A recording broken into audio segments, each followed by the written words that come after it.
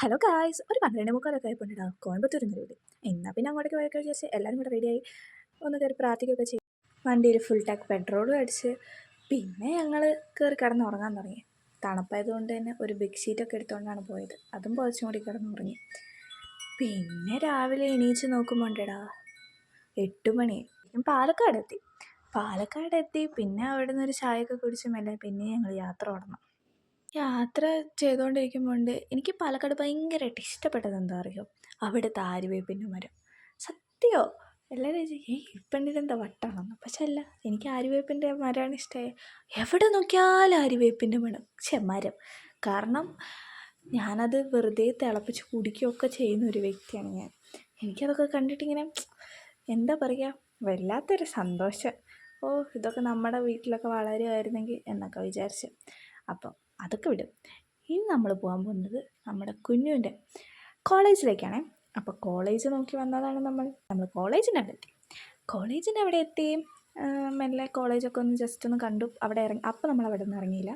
അങ്ങനെ നമ്മൾ കോളേജിൻ്റെ അവിടെ നിന്ന് ജസ്റ്റ് ഒന്ന് നോക്കി. ഡാഡി എല്ലാ കടകളിലൊക്കെ ഒന്ന് കയറി വിശദമായി അന്വേഷിച്ചതിന് ശേഷം പിന്നെ നമ്മൾ ഡ്രസ്സൊക്കെ മാറ്റാൻ വേണ്ടി പോയി. മുഖത്ത് വെള്ളപ്പണ്ടൊന്നുമല്ല, നമ്മുടെ ക്രീമാണ് കേട്ടോ.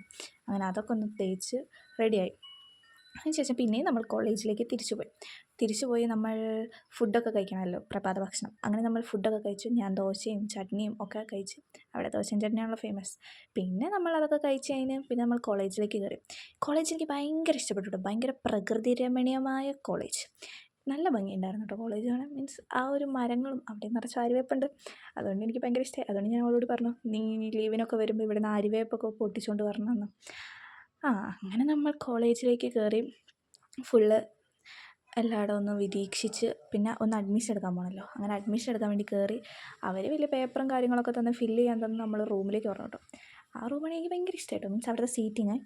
കാരണം ഡാഡി അവിടെ ഫില്ല് ചെയ്യട്ടെ, നമുക്ക് കുറച്ചൊന്ന് കാണണം എന്ന് വിചാരിച്ച് കയറി കഴിഞ്ഞപ്പോൾ ഉണ്ടെടാ പിന്നെ ഞങ്ങൾ അത് മാറ്റി. കാരണം കോളേജിൻ്റെ അകത്തേക്ക് കയറുന്നില്ല, പുറത്തുനിന്ന് തന്നെ ഒന്ന് നിരീക്ഷിച്ചിട്ട് ഞങ്ങൾ ഇറങ്ങി. അത് കഴിഞ്ഞ് അമ്മ എന്നോടുള്ള സ്നേഹം കാരണം ആര്യവേപ്പൊക്കെ പൊട്ടിച്ചുകൊണ്ട് വന്ന് കുറേ മുള്ളൊക്കെ കൊണ്ട്. പിന്നെ നമ്മൾ അവളുടെ ഹോസ്റ്റലിൽ പോയപ്പോൾ ഉണ്ട് കുറേ ആട്ടിൻകൂട്ടങ്ങൾ. എന്ത് ഭംഗിയാറിയോ ആട്ടിൻ്റെ ആ കൂട്ടത്തിനെ കാണാൻ. അയ്യോ, ഇഷ്ടം പോലെ ഉണ്ടായിരുന്നു കേട്ടോ.